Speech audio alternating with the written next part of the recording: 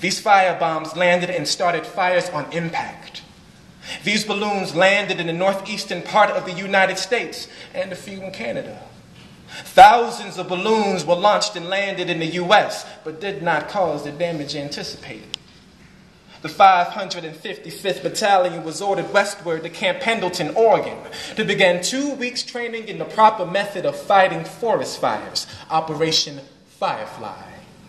Firefighting was an entirely new experience and included demolitions training, tree climbing and techniques for descent if we landed in a tree, handling firefighting equipment, jumping in the pocket-sized drop zone studded with rocks and tree stumps, survival in wooded areas, and extensive first aid training for injuries, particularly broken bones.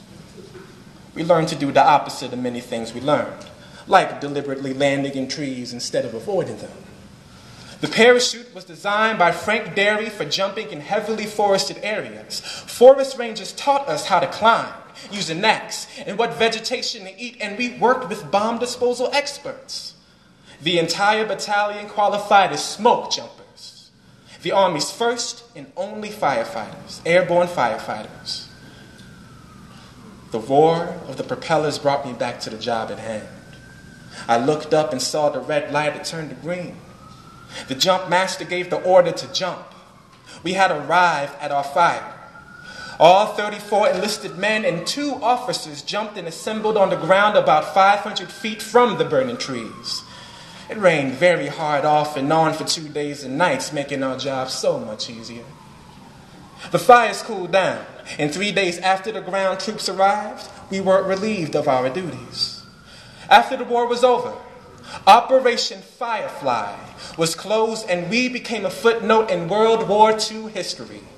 For the Triple Nickels, it is gratifying to know that many of the techniques and equipment tested and developed during Operation Firefly are still in use in both civilian and military firefighting missions. As I look back at the smoldering fires, I was struck with sudden understanding of my reason for being there.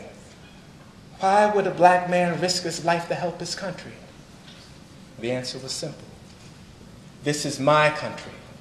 This is my duty regardless of the social climate, regardless of the faults. This is my country, my children's country and their children's.